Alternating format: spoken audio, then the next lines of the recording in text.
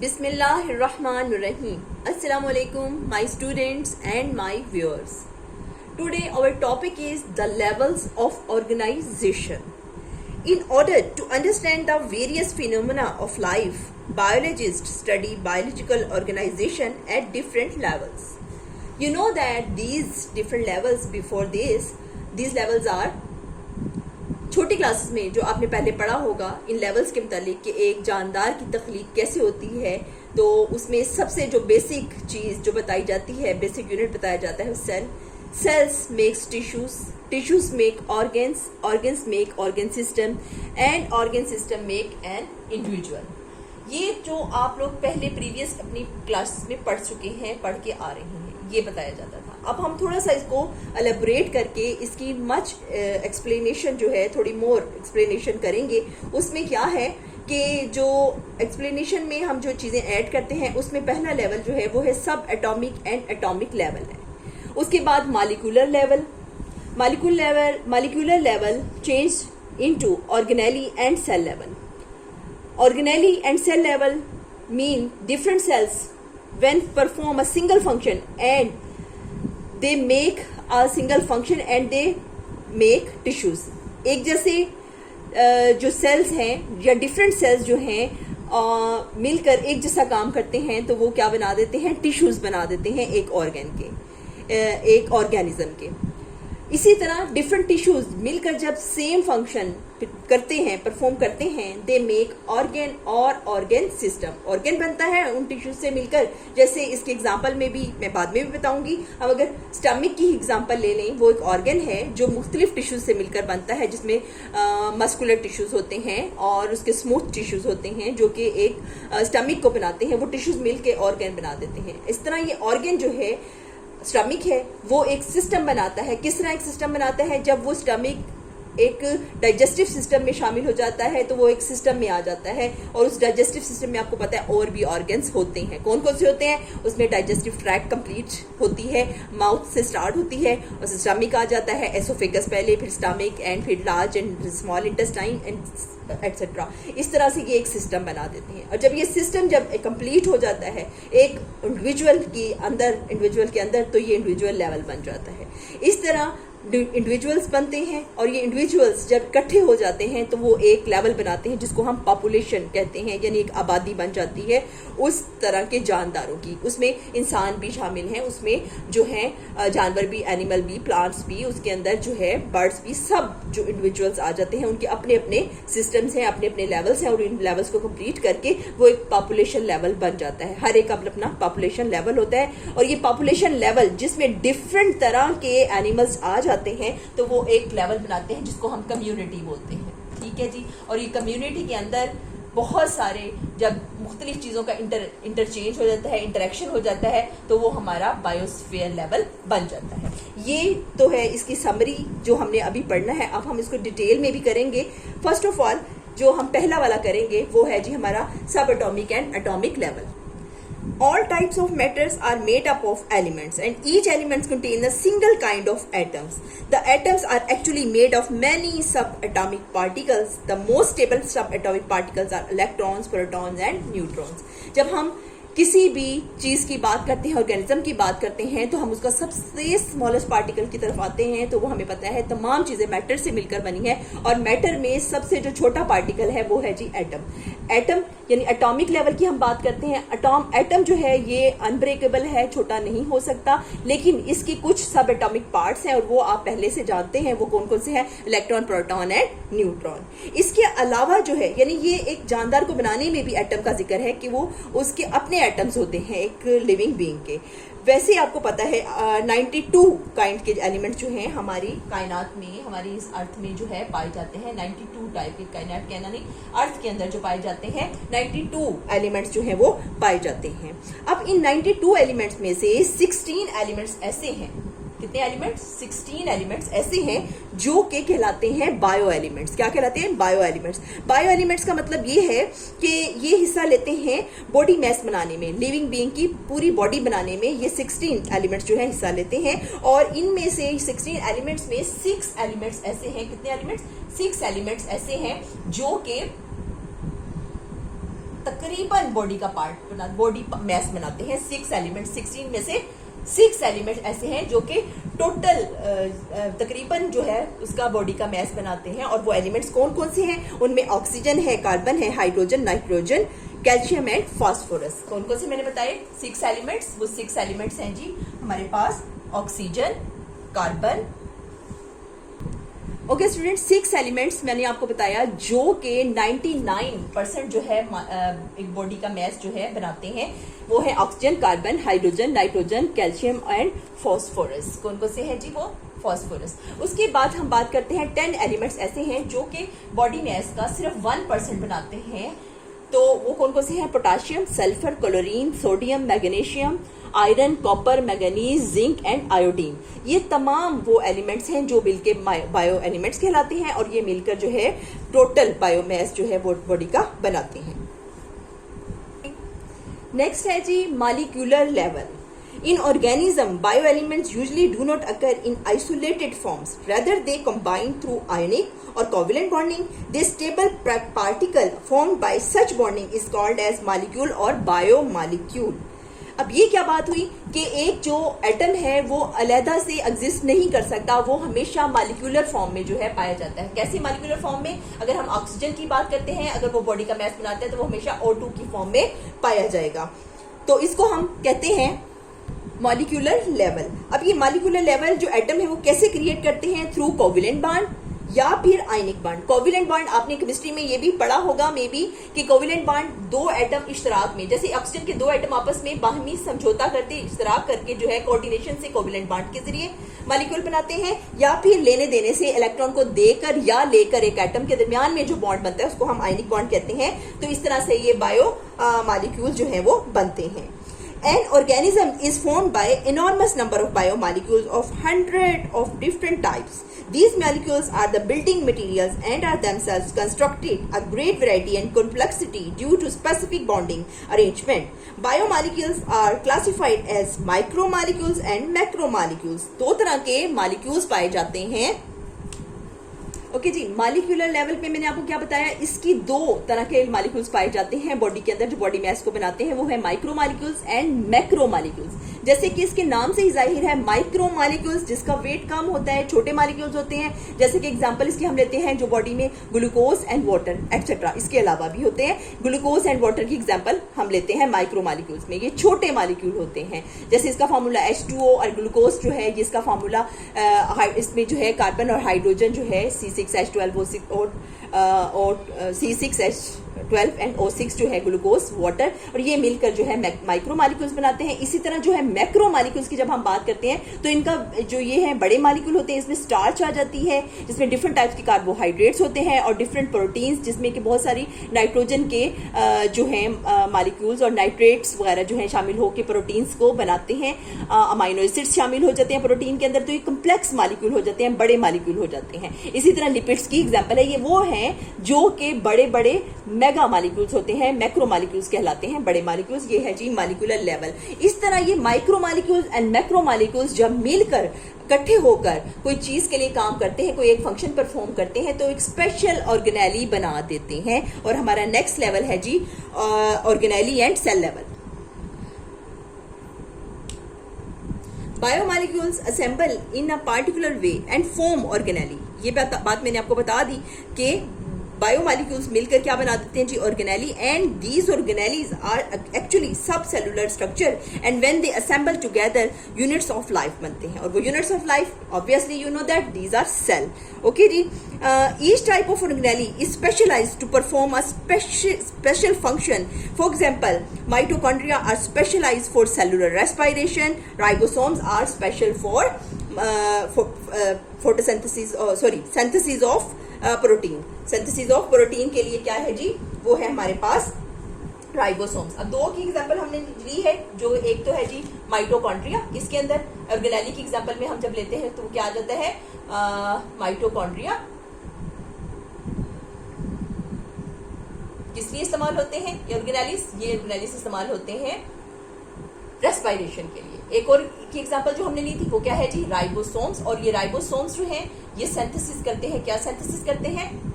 Cell के अंदर protein को, जो कि डिफरेंट पर्पसेस के लिए यूज होती है बॉडी के अंदर। ठीक है जी, ये हो गया हमारा ऑर्गेनेली। और जब ये ऑर्गेनेली एक ही जगह पे असेंबल होकर इकट्ठे हो जाते हैं तो वो एक यूनिट बना देते हैं, यूनिट ऑफ लाइफ जिसको कहते हैं, वो है जी सेल।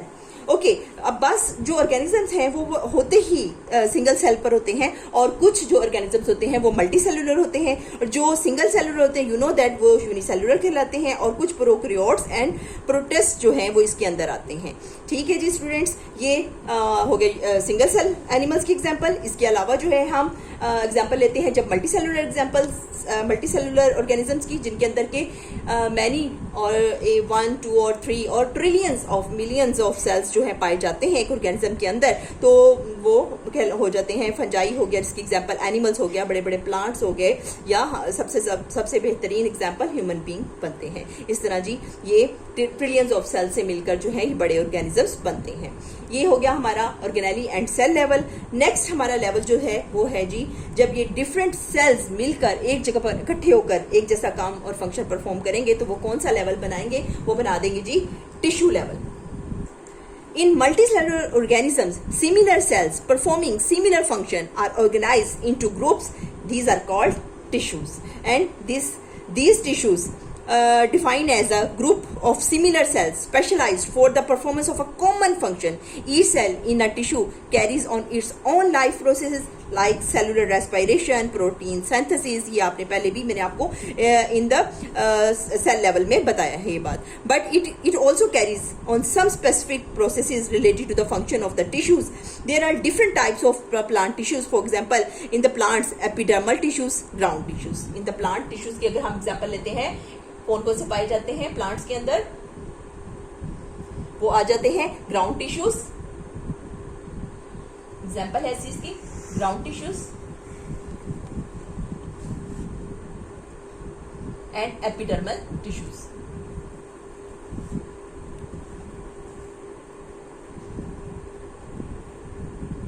इसी तरह एनिमल्स की एग्जांपल ले लें तो आपको पता है एनिमल्स के अंदर भी काफ़ी डिफरेंट टाइप्स के जो हैं टिश्यूज पाए जाते हैं, और उनमें आ जाते हैं ज़्यादा इंपॉर्टेंट आपको पता है नर्वस टिश्यूज की एग्जांपल ले लेते हैं, मस्कुलर टिश्यूज की एग्जांपल ले लेते हैं। नर्वस टिश्यूज,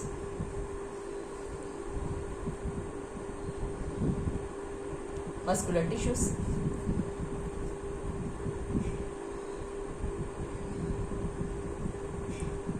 ओके जी। इनके अलावा मस्कुलर टिश्यूज इनके अलावा भी हैं, nervous tissue, muscular tissues, smooth tissues, बहुत सारे टिश्यूज जो हैं एनिमल्स के अंदर भी पाए जाते हैं।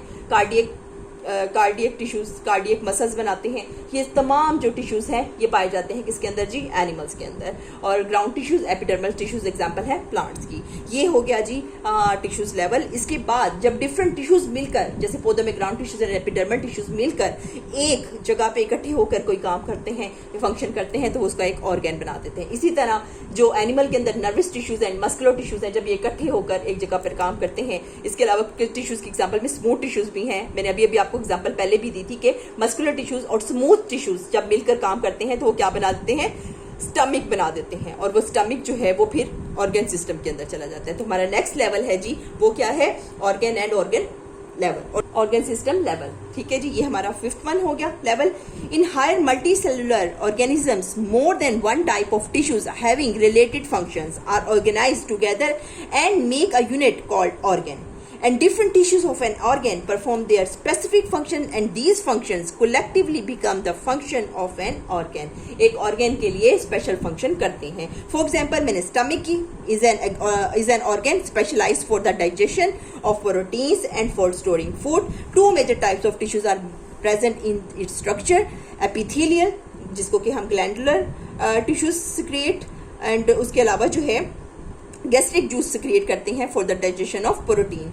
एपिथेलियल जो टिश्यूज हैं जो पाए जाते हैं कहाँ, स्टमक में। इसी तरह muscular tissues perform contraction of stomach walls for grinding of food and moving food to posterior end so two tissues perform their specific function which collectively become the function of a stomach. Okay student, ये हो गया एक organ जो कि stomach है। अब हम next level क्या होगा, ऑर्गन सिस्टम, वो कैसे बनेगा। The next level of organization in multi cellular organism is the organ system level. Different organs performing related functions are organized together in the form of an organ system. जब different organs मिल जाएंगे तो वो क्या बना देंगे एक organ system बना देंगे. In an organ system, each organ carries out its specific function, and the function of all organs appear as the function of the organ system. For example, digestive system is an organ system that carries out the process of digestion, and major organs in the framework are oral cavity, stomach, small intestine, large intestine, liver and pancreas. तमाम जो organs हैं, क्या क्या मैंने आपको बताया, stomach और क्या है, stomach, small intestine, large intestine and liver and pancreas, ये सब मिलकर ऑर्गन सिस्टम में डाइजेस्टिव सिस्टम की एग्जांपल में आ जाते हैं. क्या एग्जांपल है ऑर्गन सिस्टम की? Digestive system. ओके जी, इसकी एग्जांपल होगी डाइजेस्टिव सिस्टम. ओके, ये हमारा हो गया जी ऑर्गन एंड ऑर्गन सिस्टम.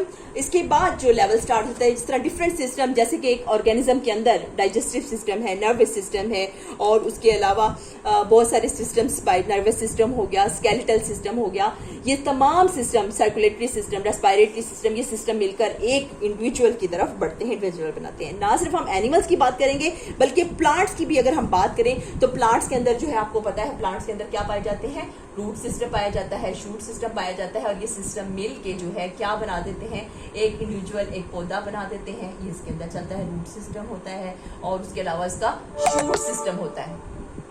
ठीक है जी, इस तरह से प्लांट्स के अंदर भी ये एक इंडिविजुअल बन जाता है रूट सिस्टम और शूट सिस्टम से, और ये एक इंडिविजुअल सामने आता है, अगला लेवल बन जाता है. वो कौन सा है जी? हमारा individual level. Okay, student, next one is the individual level. Different groups and organ system are organized together to form an individual or organism. In organism, the function, processes and activities of various organs and organ system are coordination.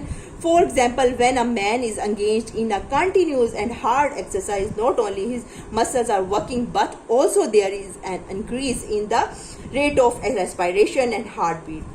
This accelerated rate of respiration and heartbeat supplies more oxygen and food to the muscles which they need for continuous work.